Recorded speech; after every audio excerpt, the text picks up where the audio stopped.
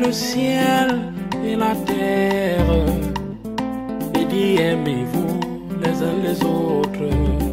L'être humain a plus de considération pour le matériel que pour son prochain. Alors que nous sommes tous de passage sur terre pour pas la guerre des biens. Pour la guerre des biens. Oh yo yo.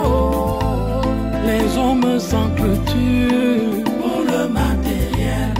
Pourtant quand on part, on n'apporte rien. Vanité de vanité, tout est vanité. Pour la guerre des biens. Oh yo yo. Les hommes s'entretuent pour le matériel. Pourtant quand on part, on n'apporte rien. Vanité de vanité, tout est vanité.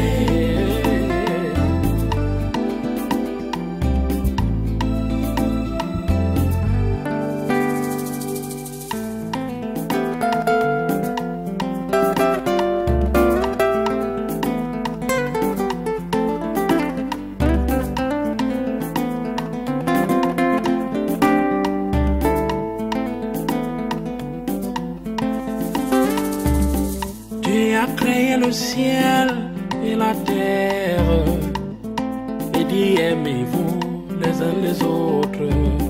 L'être humain a plus de considération pour le matériel que pour son prochain.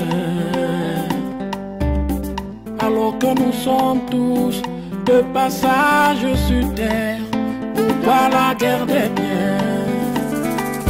Pour la guerre des biens. Oh yo yo. Les hommes s'entretuent pour le matériel.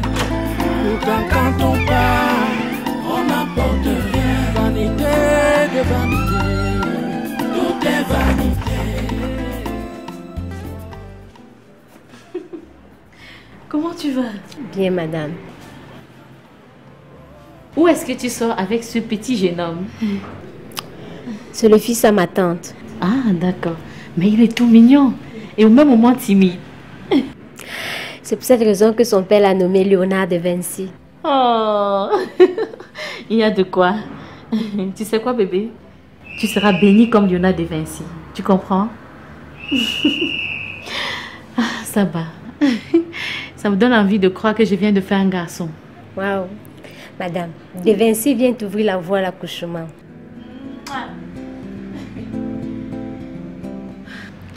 Oh, tu te comportes comme une camarade au nom de Irène il y a de cela 12 ans. On se retrouvait chez notre professeur des arts. Et tu sais quoi? Dans la cour de ce monsieur, il y avait des pamplemoussiers. Parmi, il y avait un qui ne produisait pas. Mais un matin, elle décida donc de cueillir de gros pamplemousses avec des tiges qu'elle attacha sur ces pamplemoussiers. Et tu sais quoi? Ça a donné de forêts qui a duré pendant 2 semaines. Mais laisse-moi te dire, la saison suivante, ce pamplemoussier était l'unique agrume qui avait produit. Au point où les fruits frôlaient le sol. Waouh. Tu es donc ce pamplemoussier. Et moi, je suis Irène. Et de Vinci est le pamplemousse accroché. Quelle belle analogie. Tu as compris ça plus que moi. Madame, tu lisais bien la lettre que t'a envoyée l'univers en ce jour. Donc, il faut croire pour voir. C'est ce que le maître Nanga nous enseigne. Merci, ma chérie. S'il te plaît, tu as prévu le goûter de ce petit jeune homme? Immanquablement, il est dans le sac. D'accord. Allons nous asseoir. Merci, madame.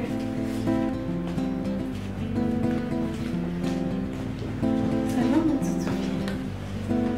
Ah!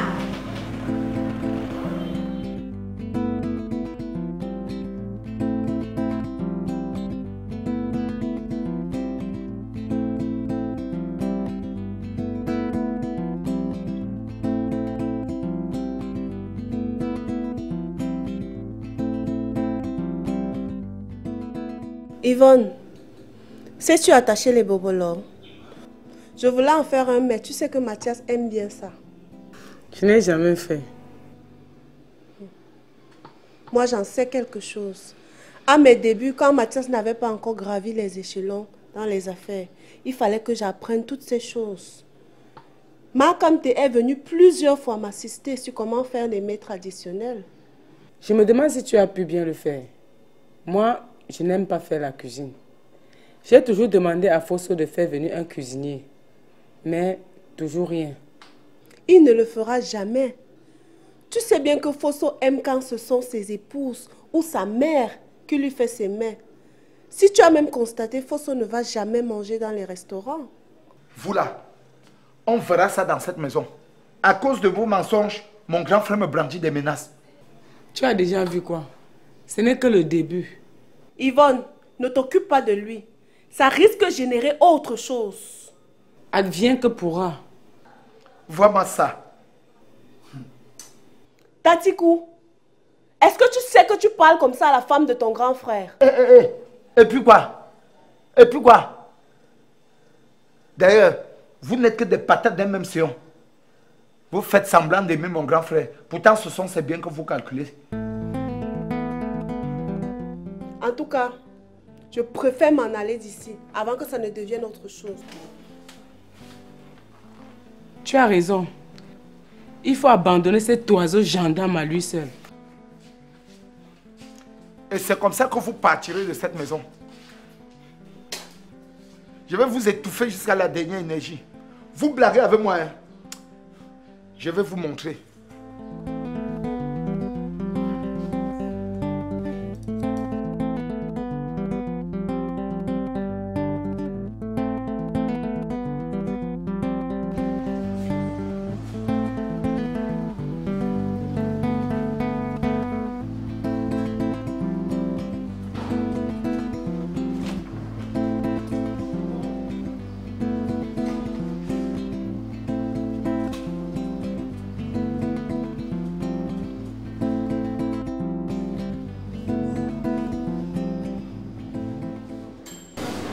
Le Pacha? C'est encore moi. Qu'est-ce que vous voulez? Comme je vous l'ai dit tantôt, rendez-moi ce service. Et je ferai de vous un Pacha. Pas seulement de nom, de vrai, de réel. Ok. Parlons franchement business. Je vous paye 200 000. Excusez-moi. Je majore à 300 000 francs. Madame Loris, vous vous foutez de moi ou quoi? Vous n'avez même pas bougé d'un pouce. Ok, on va faire simple. Je vous paye 1 million. Vous êtes d'accord? Ok. Marché conclu. Si vous avez terminé avec vos courses, rejoignez-moi dans ma voiture et je vous signe votre chèque. Considérez toute chose comme déjà accomplie. Vous aurez une partie des infos dès ce soir. Bien. Mais rappelez-vous d'une chose. Vous ne me contacterez qu'au téléphone. Je dis bien au téléphone. Sans souci. Comme vous voudrez. C'est bien.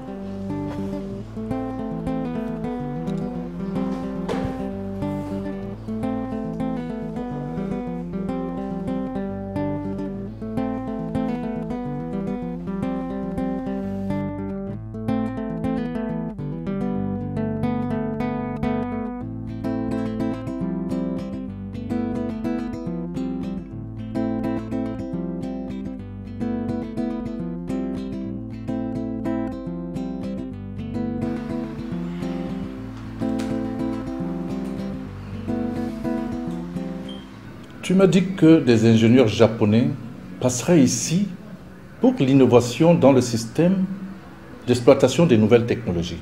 Oui, c'est exactement ce que je dis. Y a-t-il un problème? Pas en tant que tel. Je voulais juste me rassurer de l'effectivité de ce programme. Surtout que j'ai mon coéquipier Fosso qui est allé chercher des profs à l'UIT de Banjul. Tout va très bien se passer. Les ingénieurs japonais ont désisté à la fin, mais ceux de Singapour ont été très utiles.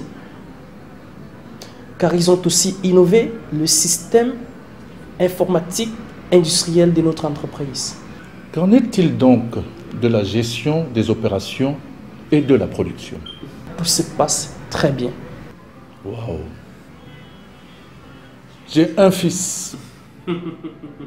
Un vrai fils de la Nouvelle-Afrique. Merci.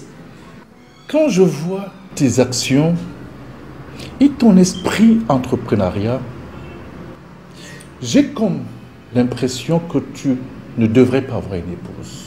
Mais comme un homme ne peut pas rester seul, tu te dois de trouver une femme. Mais qui donc? Papa, pourquoi tu t'inquiètes tant? Tu sais très bien que je ne choisirai pas n'importe qui pour épouse. Je ne doute pas de toi. Je voudrais juste me rassurer. Tu sais, quand une femme prend le cœur d'un homme, il peut aller au-delà de ce qu'il croit être ses limites, si celle-ci est entreprenante.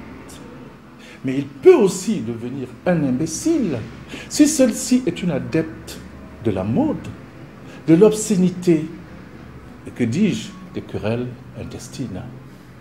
Papa, ne doute plus. Je suis sûr que tu vas à nouveau me serrer la main.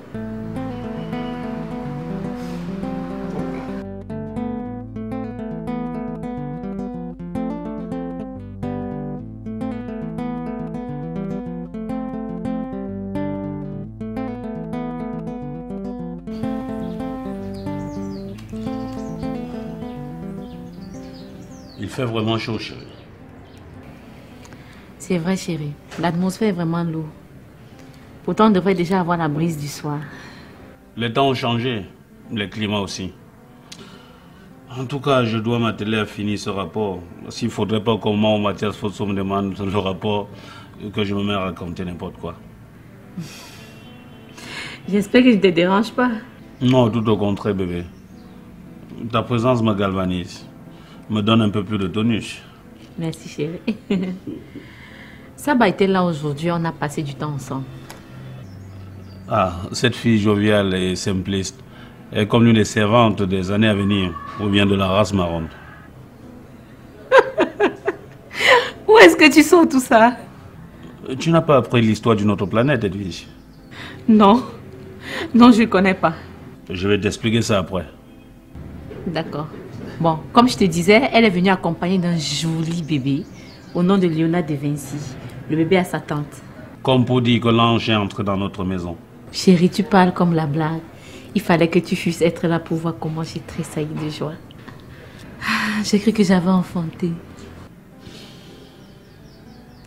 Mon amour, et ça sera ainsi. En passant, j'ai rencontré notre médecin ce matin. Notre médecin a été réaffecté ici. Docteur Manansop? Oui. Et nous avons discuté à propos de notre situation. Le rendez-vous est pris pour vendredi 11h. Oh mon Dieu, Seigneur, tu es merveilleux. Merci Seigneur, merci pour ton soutien et ton amour.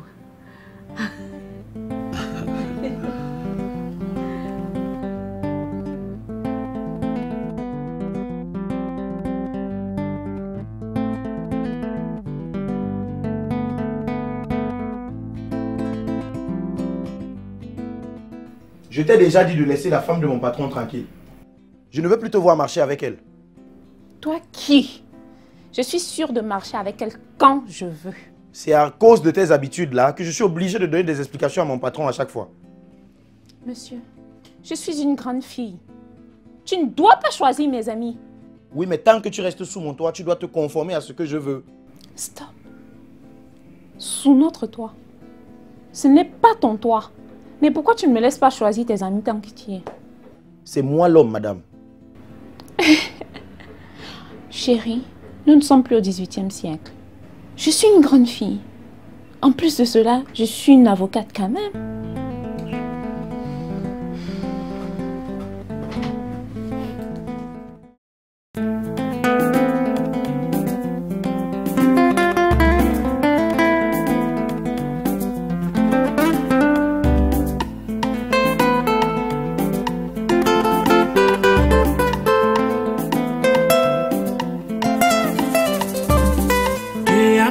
le ciel et la terre et dit aimez-vous les uns les autres. L'être humain. Allô? C'est moi, le Pacha. Bon sang, ça fait beaucoup d'heures d'attendre comme ça. Il fallait que je rassemble tous les éléments avant de t'appeler. Pourquoi vous m'appelez donc à présent? Y a-t-il un souci? Pas du tout. Je me dis que c'est mieux de te livrer déjà ce que j'ai pu avoir jusqu'ici. Ça peut ouvrir d'autres brèches. D'accord, vas-y. Le monsieur en question, comme je l'ai déjà dit la fois dernière, est le fils d'un riche homme de la place. Il s'appelle Moutoudé Assante Diop, fils aîné de la famille Manga. Il est le gestionnaire des affaires de son père. Ce dernier étant veuf depuis 3 ans déjà. En ce qui concerne la demoiselle, elle s'appelle Difou. Elle est doctorante en management industriel. Et aussi titulaire d'un master en biochimie. Quoi? Madame, y a-t-il un problème? Non, non, non, vas-y. Selon mes sources, elle suivra une formation en leadership. En ce qui concerne les relations, rien à signaler. Pas encore au RAS. Ok, je vous appelle. Non. Oh ciel, non. Cette fille ne peut en aucun cas être la fiancée de Moutoudé. Non.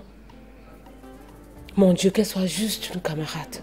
Juste une camarade, pas sa fiancée. Et dit aimez-vous les uns les autres. L'être humain a plus de considération pour le matériel que pour son prochain. Alors que nous sommes tous... Je risque de perdre son contrat avec les entraînements qui n'ont pas eu lieu aujourd'hui. Et tout ça à cause des querelles de Simone et Henriette. Oh yo yo, les hommes s'entretuent pour le matériel. Pourtant quand on part, on n'apporte rien. Vanité de vanité, tout est vanité. Chérie, y a-t-il un souci? Mais tu ne dors ni ne travailles. Je risque de perdre mon contrat. Non, chérie, ce n'est pas vrai. Pourtant, tu es très avancée dans le processus. Je suis avancé, c'est vrai. Mais pas les répétitions qui n'ont pas eu lieu aujourd'hui. Je cède place à la concurrence. S'il te plaît, chérie, calme-toi. Et explique-moi pourquoi la prise de vue n'a pas été faite. Pourtant, tu t'es énormément battu pour recruter des meilleurs interprètes. La caméra était allumée. Je me suis mise à somnoler jusqu'à être emporté par un profond sommeil.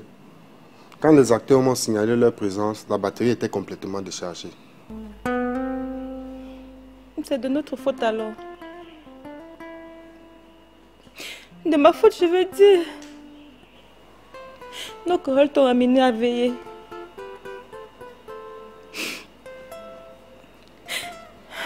C'est trop grand pour moi pour crier. Je ne devrais pas laisser cette opportunité à Henriette.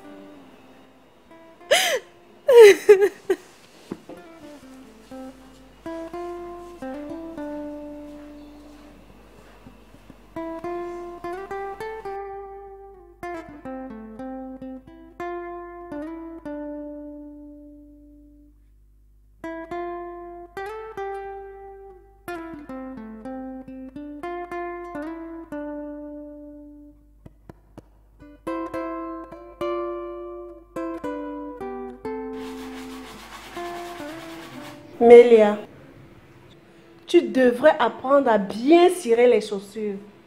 Parce qu'un jour, ton enfant, ton mari auront besoin de tes services. Qu'est-ce qu'il y a?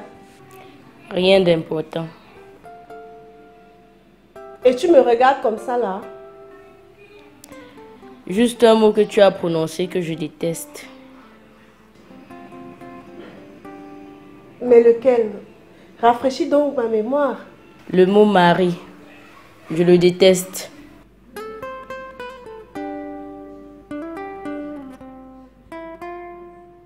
Ne dis pas des choses comme ça. Elles peuvent provoquer une malédiction dans ta vie. Toute femme est appelée à se marier. Moi, Mélia, la fille de Fotso, subir les mêmes tortures que tu endures ici. Je ne peux pas. Ma fille, tu ne devrais pas t'en occuper. Chaque foyer a son mode de fonctionnement. En plus, ça dépend du régime. Maman, que qu'en soient les démonstrations que tu vas apporter là, le mariage, je n'en veux point. Chaque jour les disputes. Ne dis plus ça. D'abord, arrêtons ce type de débat et concentre-toi sur les chaussures. Si je m'amuse, ma fille perdra le désir de se marier un jour. Surtout avec la dépravation des mœurs que connaît notre société aujourd'hui. Elle risquerait le lesbianisme. Non. Il faut que je l'envoie chez ma mère pendant les vacances.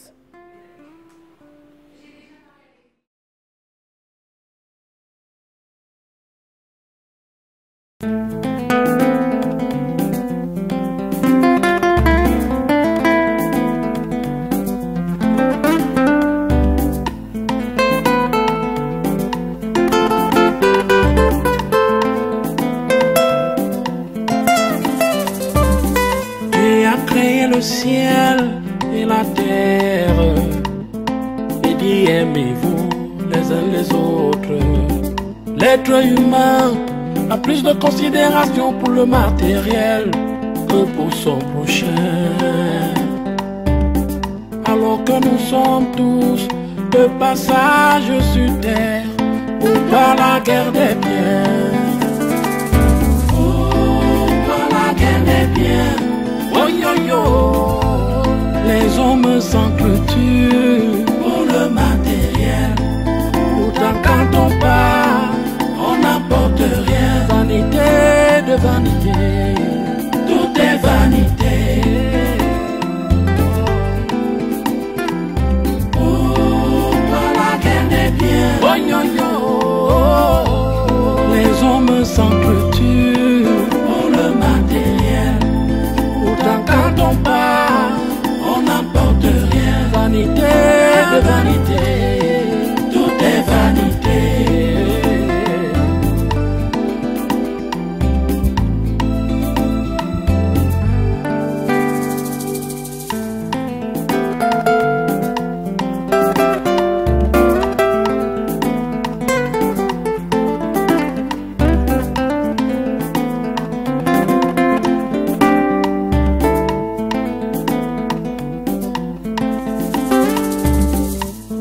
Créé le ciel et la terre et dit aimez-vous les uns les autres. L'être humain a plus de considération pour le matériel que pour son prochain. Alors que nous sommes tous de passage sur terre pour pas la guerre des biens. Oh, pas la guerre des biens. Oh yo yo, les hommes s'entretuent pour le matériel. Pourtant quand on part, on n'apporte rien. Vanité de vanité, tout est vanité. Oh, pas la guerre des biens. Oh yo yo, les hommes s'entretuent pour le matériel. Pourtant quand on part, on n'apporte rien. Vanité de vanité.